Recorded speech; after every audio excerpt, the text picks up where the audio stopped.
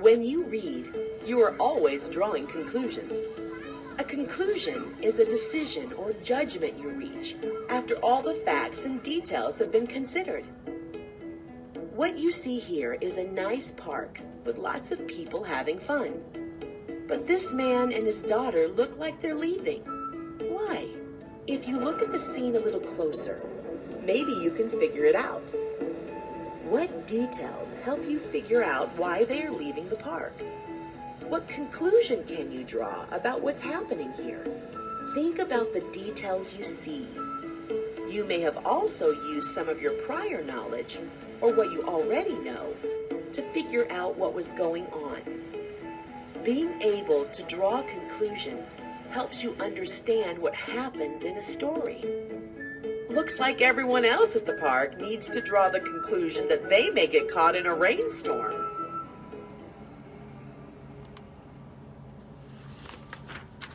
So boys and girls, that's a video on drawing conclusions. And now we're going to take a look at the reading test for the week. It's called The California Gold Rush. And this is nonfiction, this is facts. And so what you're going to do, you're going to draw conclusions about what the California Gold Rush was about. And of course, like I said, it's a true story. And then they have a timeline down below, boys and girls. And we've had some experiences with timelines. So you're going to read about the California Gold Rush, and then you're going to use the timeline and put those two pieces of information together to be able to answer the questions and tell your family about the California Gold Rush. So in 1848, in California, they discovered gold. 1 year later, in 1849, the gold rush began. 1 year later, in 1850, California became a state. Then 2 years later, gold becomes harder to find.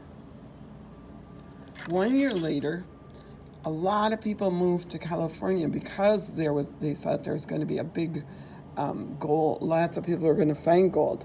So it says California's population of people grows to more than 300,000 people. And that's just 3 years after they became a state. And then later, 2 years later, Sacramento, California became the state capital. And then 4 years later, someone discovered silver in Nevada, and that ended the California Gold Rush.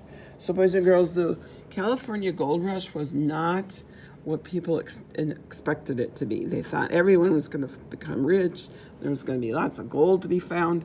Actually, some people maybe found maybe $10 worth of gold. Back then, that was a lot of money, but nothing like they expected to find.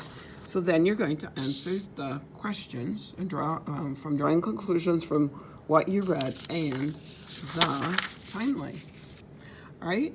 And then after that, it says, choose any journal topic from May writing. Well, I thought it'd be kind of fun for you to take this subject for writing. Signs of spring. So I made a list, but notice, boys and girls, my list is in sentences. So the first one, these are all true.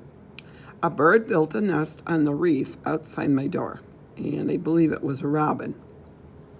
Number 2, we have many colorful birds eating at our bird feeders. Number 3, another sign of spring. I saw a boy and his mom playing catch outside. And my 4th sign of spring, Mr. C took the snowblower off our John Deere mower. That was a sign of spring. And last one, I planted, I didn't proofread, I should have read it before I showed it. I planted, I've already done it, 6 pots of flowers. So boys and girls, instead of choosing something from your math journal, I would like 4 super great sentences about signs of spring. So that's what I'd like for you to do for writing today. 4 signs of spring. And if you don't know 4, look out the window or take a walk down your driveway. All right?